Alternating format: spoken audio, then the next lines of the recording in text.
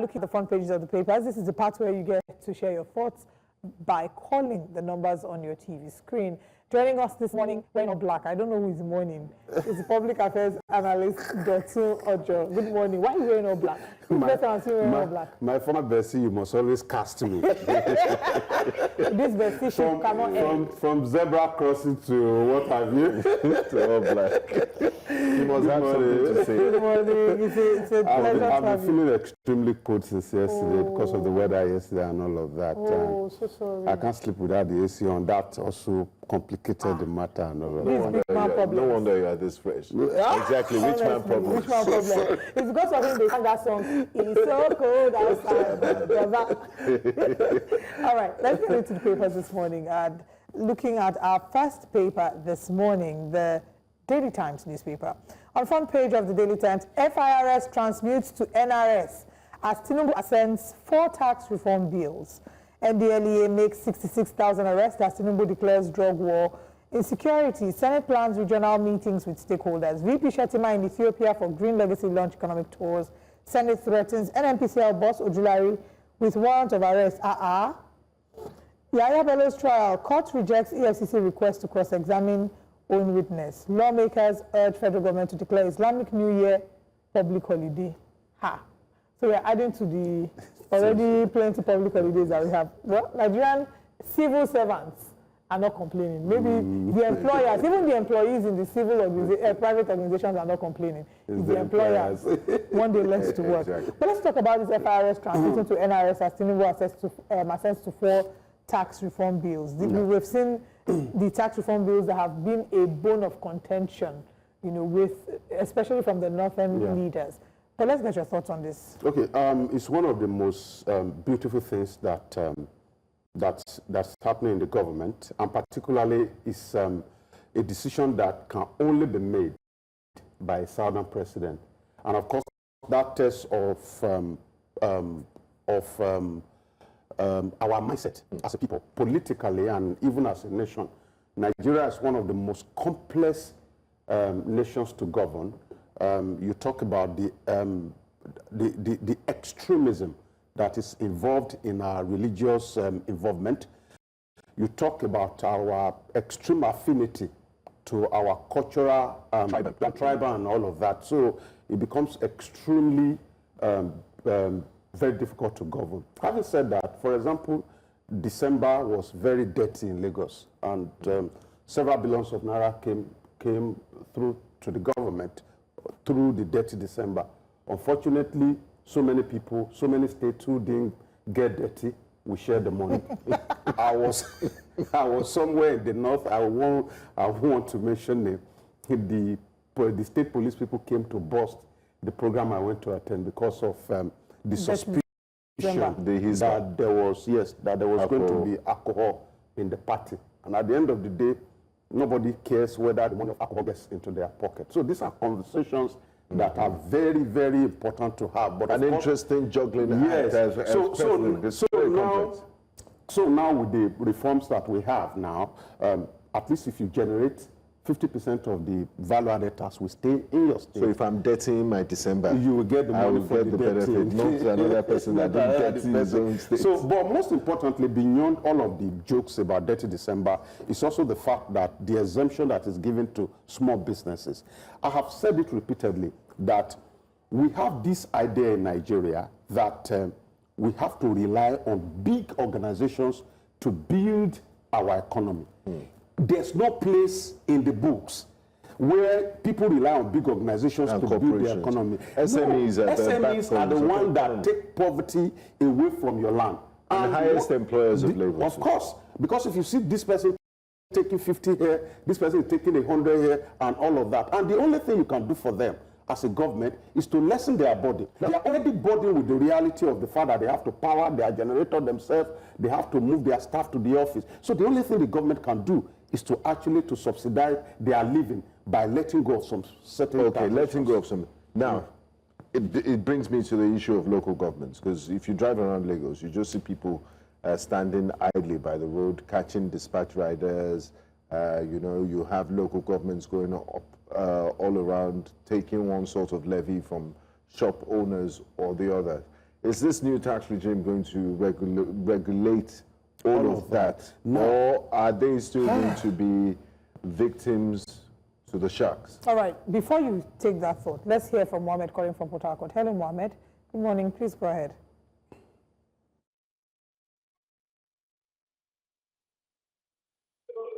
Hello, good morning. Please go ahead. My name is Elijah Mohammed Ndabakita, calling from Qatar. Please go ahead and make your contribution. Yes, I want to talk about the president signing the tax bills into law. Right. I think we are in a very serious chaotic situation in this country where taxation has become the norm, where government relies in generation of funds across costs. We have a lot of increment in terms of taxation and multiplication of payments. Now, let me start with the LCC, the telecom sector, where they came and made a very bogus increment, over 50% tariff. Nobody has bothered to come and ask questions. We have here a situation where the DSTV and other persons came to make increments, where the Consumer Protection Council has never come to the rescue of the people. Now we are talking about the banking sector. We have had more than 4 different increments in taxation. Where are we going to? Why are we looking at where you tax the poor is downfeeding to feed the part rich in the country?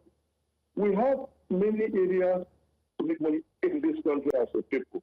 By engaging the people positively, we have agriculture that is docile in this country where some states make budgetary provision for agriculture without making use of those comparative advantages in their states. They get allocation of fertilizers to their state and they don't bother to give their farmers.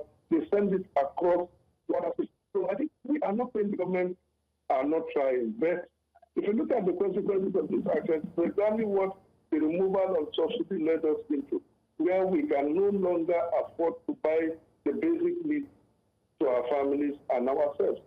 So I want to urge the president to look at other ways of raising money than taxation. Yes, taxation is a good thing, but when you keep taxing people and they are not making money, have we been able to consider the small millionaires business enterprise that you don't even know what their capital base are? Most of those who collect money from lenders, LAPO, banks, etc., and you come to give them a tax bill, you come to give them a docket for things that are needless. So I think I'll urge the president to see into those things and see how he can allow governance to flow.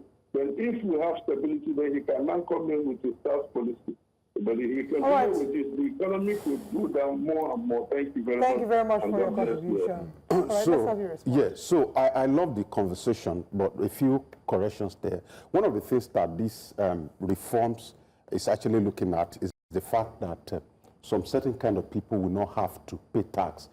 And understanding the fact that all Nigerians are already paying tax with the removal of fuel subsidy, because it's just, when you talk about removal of subsidy, it's transferring who pays from the government to the people. So it's one kind of taxation already, but this is actually to block some of the loopholes and unify. Now, coming to your question, the only area that this reform is targeting is legal area. Most of the people you see on the road that chase vehicles and all of those things that call themselves from local government, they are illegal people. And that puts a question mark on the ability of the government, because the man that called now talked about Consumer Protection Agency and all of that. One of the things, one of the areas that this tax reform is covering is to set up something like a tax ombudsman, like a tax police that you can report to.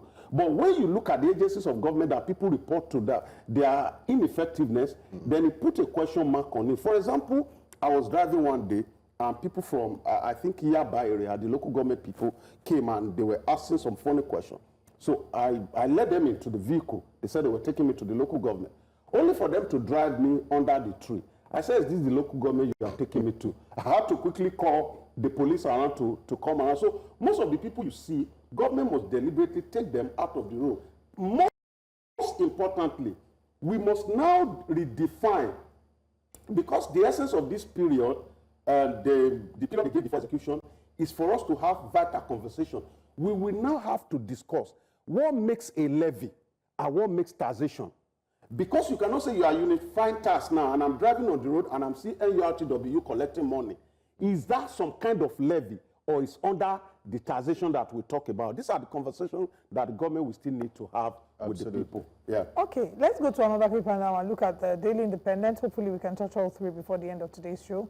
On the front page of the Daily Independent, new tax laws necessary for Nigeria's development, says Tinubu. Federal government to roll out modalities soon. Implementation kicks off January.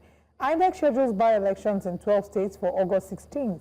Senate plans zonal meetings with stakeholders to tackle insecurity. Ondo government replies Catholic Church on Owo Memorial Park demolition. NDIC gets new MD as Senate confirms Thompson. PDP Board of Trustees counters Damagram, says Ayanwo can't resume neck holds. Hey, okay. Dangote is pride of Nigeria's financial market, NGX Group chairman says. Nigeria's budget overlap, sign of effective fiscal transition, Tanimu says. Fight against illicit drugs, a national movement, according to President Bola Ahmed Tinubu. So we'll come to the PDP story, but I just want you to talk quickly on the Memorial Park demolition in Owo, the cenotaph. Catholic Church is against it. I don't know if you saw the video of the former First Lady Betty who came out criticizing this, saying that they are eroding her husband's legacy and it's a disrespect to the people who have died. The traditional people who say that is also a disrespect to their tradition because the cenotaph was placed in front of the Oluwo of Owo's, is it Olowo? Olowo, thank you. Olowo of Owo's palace, and that it's against their tradition. So how do we then find that balance? Faith, politics, morality and justice, and then culture. It's a very deep conversation, and I think everyone that has spoken, either for or against it, has some certain kind of right to speak the way they have spoken. Starting from the wife of the governor, it's been a running battle between the wife of the governor and the sitting governor of Ondo State. And in Yoruba land, and I don't know how to translate this in English. They say your enemy can never kill a big animal. If your enemy is a hunter, even if he kills an elephant, you bring the elephant home, the enemy will say he didn't kill anything. So because of that political tension between the government or the governor and the wife of the former governor, there's really nothing the governor will do that will sit well with the wife of the former governor. Having said that, the story behind the cenotaph is an emotional one. Many people lost their lives. And very sensitive. And very, very extremely sensitive conversation. Unfortunately, the people that died actually will not be concerned about what your cultural practices are. But again, in Yoruba land, the king is not supposed to see any semblance of the dead. So you cannot bring, culturally, you cannot bring anything that looks like... Did they know that in the first place? Of course they do know that, but there was no how the king will have argued with his benefactor, who was the governor. Hold your thoughts for a moment. Let's take a call from Chudi, from Berger. Good morning, Chudi. Please go ahead. Yeah, good morning, Olive. Good morning. Good morning. Good morning. Please go ahead. Yes, I want to comment about Owo, the pulling down of the monument. You see, our politicians are so bad, so wicked, that they don't even think before they do things. They do this out of wickedness, out of punishment. That place is supposed to be, a monument, a place of, where people go and, pray and even remember what happened there. People will remember the activities of what happened there. Why did the state governor go and demolish it? Of what use? The money spent there is government money, public money. Is it not a wastage? So what is his benefit? What does he derive? So when the woman cried out or mentioned it, I know. You and I know that even in Nigeria today, we are in the other papers, you see this brother's property was demolished in Lagos. A act of wickedness. But people do these things because of how they hate you. All right. Talk about.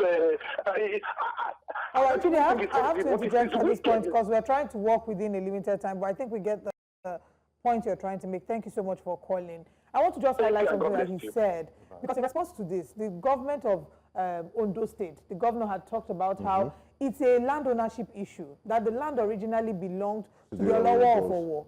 And, you know, there was an issue of revocation of ownership, but they had transferred ownership back to the Olowo of Owo. And the owners of the land decided they no longer wanted the cenotaph. That does not in any way take away the fact that there's an emotional or immoral aspect to this. Yeah. But it is not the government that did it. I just wanted to point that out. I just want us to clear our emotion about this thing. It's a very sensitive issue.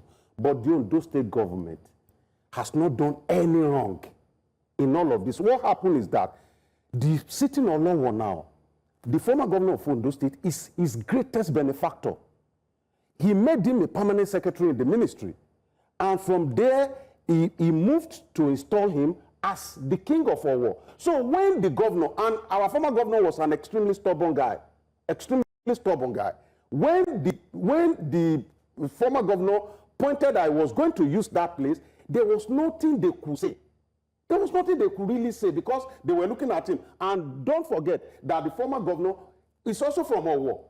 So there are a lot of things that happened behind the scene, and it's very easy for us to actually condemn the government. But on this one, the Ondo State government has not done anything wrong except the fact that it's a really sensitive matter that should have been approached with caution, not just that you just take, what's it called, caterpillar to scatter. Or you build the new one first. So now there's even another one. People are not even aware. Within the premise of the church, there's a cenotaph to remember the memory of those people that were killed. There was an existing one. No, was it not by the church?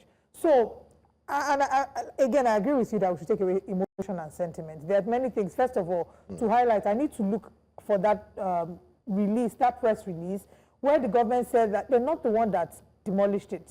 They're saying that it was the Owo, the Olowo of Owo, the owners of the land. The owners of the land, not them. That the government, council. Right. So, just to mention that, but also to say that I think it's important that that cenotaph is there. I know a friend who was personally affected by this. Both her parents, our friend, her mother and her father were in the church and they were killed. So it's a painful thing. I also referenced going to Asaba and seeing the cenotaph in Asaba at Ogbosowe quarters and being able to see names there. I took pictures and I posted on my social media. And people were saying, oh, that's my grandfather. Oh, that's my grand uncle. There are people who you go there and it's a symbol or, you know, an opportunity for you to be able to mourn. Having lost someone, I remember one of my greatest regrets, because my father died when I was much younger. I've only been to my father's graveside once. And one of the things I regret the most was not being old enough to have been able, you know, it was family decision and all the drama that happens in Nigerian families, but not having somewhere that I can go to and just sit by my father's grave. Right. So beyond the grave, just even having that memorial, that it serves as some form of a comfort. Yes, and that is the wisdom we talk about at the government. You know, I say but. The only but in all of this is that they didn't deploy enough wisdom. The wisdom will have been, okay, the owner of this land say this. Let us rebuild somewhere before we even think of demolition. Yes. So appeal to them that, please, don't demolish it here too. Just give us like another 1 month to build something somewhere else. That's just the only thing that and she shouldn't have called him Baby King or how. No, Madam has always seen. If you go to his Facebook page, and that's why social media creates an impression that everything can be said without repercussion. It's a lie. If you go, yes, there's consequences. If you go to Madam Facebook page, she's the first lady in Ondo State to be replying people and cursing them back. People will say, once you apply to be the leader of the people, there are a lot of things you will see. But emotional intelligence just says that you will not say everything. See, Olowo of Owo is one of the most paramount rulers in Africa. He has the largest palace in the entire world. So these are some of the things that you just... Even if he was not the Olowo of Owo, even if he was a smaller king, Everybody is deserving of respect, regardless of your social standing or your authority. And also because there's been she's been a huge controversial figure. And it's because of her that, people are, I think it stirred a lot of conversations about intertribal marriages, right? In those states. Should I shock you? It got to a point that people began on the street of Ondo State to profile people on the kind of wife they married. Oh, this one that is running for Senate, where is the wife from? One man, one person. And I don't agree with that. I totally disagree with that. But because, see, when you can be a good person in Nigeria, when your leader is a bad person, everybody sees you as a bad person. Because your leader is the projector of your character and your competence. That's exactly what has happened here. Now, let's take a look at the Guardian newspaper. Let's rush through it before we wrap up on the segment. That big top story is a big one. Yes, how erratic supply. Short changes band A households and industries. Look at that graphic. See the man, the caricature. There's a cartoon there that tells the story in picture form. Look at the bills choking him like a ribbon. And the three, not getting... Look at the three people, NERC, the disco, and someone in the middle that looks like government. Minister. And saying you should use the generator to supplement our supply or go to court to Jerry. Yeah. There's also Slam's federal government alleges bid to divert Osun local government allocation. We have strengthened the ICRC as engine room for infrastructure revolution, says Tinubu. Use presidential power to restructure Nigeria, create state police, Afenifere tells Tinubu. Senate turns heat on NNCPL over 210 trillion audit mess. Hey, that's a large amount of money. We always hear the heat and the sensationalism, but no one is arrested and we never see the end of the case. PDP BOT opposes Anyanwu's reinstatement as court sets September 22 for National Secretary dispute. So that issue has not been rested. You should probably react to that. Yes. Okay, so PDP is, it's unfortunate that they will come back to blame President Tinubu when you cannot put your house in order. They have seen where the issue is. I mean, NEC has seen where the issue is that, okay, maybe we have goofed in the area of the removal of the National Secretary. And of course, there's undertone, is Wike's boy, and we must take him out at all costs and all of that. But now for there to be a headway, I don't know whether you were on set the other time, we discussed this, and I said to them that INEC, in fact, when you do gubernatorial primaries in a state, let's say in Lagos State, INEC will rely on your national, whatever the national writes to them, to take action. And usually, many of the political parties, it's the national secretary that must sign. So any correspondence that is coming from any political party, from majority of political parties, not usually all of them, to INEC must be signed by the national secretary of such a party. So in this case now, once you have crisis surrounding the office of your national secretary, you actually have a crisis surrounding your party. Now for the BOT to have come to say, oh, what they did is wrong, now they will also further put the PDP in crisis. And that means that PDP may not be in a good position to be able to challenge this present government. So all the noise people are making about, oh, Bola Ahmed Tinubu administration, the incompetencies that have been identified with the government and all of that, will amount to nothing if there is no proper opposition to face him in 2027. And if you've not fixed your house. Yeah, of course. Thank you so much for joining us. Thank you. It's a pleasure. All right, as we wrap things up this morning, we want to announce to you that the iconic Chimamanda Ngozi Adichie was here, and she's joining us for Literati tomorrow. It will be premiering tomorrow, but first, let's take a look at this video.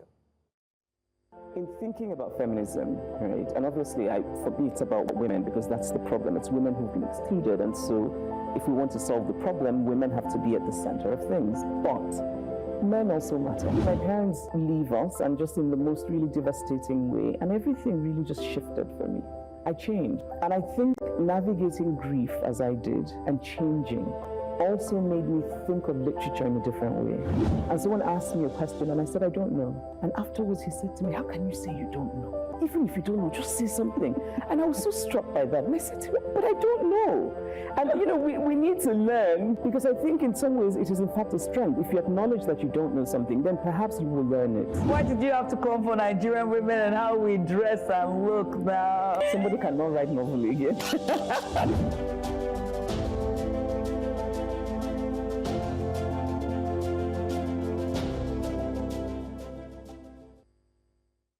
As you can tell, I'm already excited. I cannot wait to see that Same here. wonderful, mouth-watering interview of our very own Judith. By our very own Judith, of the iconic Chimamanda Ngozi Adichie.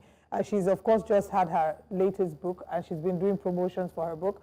But it was great to see her come back into the world of storytelling, and also just so many iconic things about Chimamanda, really. I'm a fangirl. Anyone that knows me knows I'm a Chimamanda fangirl. And I look forward to it. She's amazing. I also look forward to watching. One of my favorite Chimamanda quotes is never to admire quietly, right? To never admire quietly. That if you see something you like about someone, say it out. And that's something that she does. She sees something similar like, to giving people their flowers. Absolutely. Yeah, because you never know. All right. So congratulations once again to the Chimamanda Ngozi Adichie on her latest book, Dream Count, the Odeluwa of Africa. And congratulations to her. We look forward to the interview tomorrow. And Judith, well done on doing an excellent job. This is where we draw the curtain today. Thank you for joining us on Breakfast Central. We'll be back again on Monday.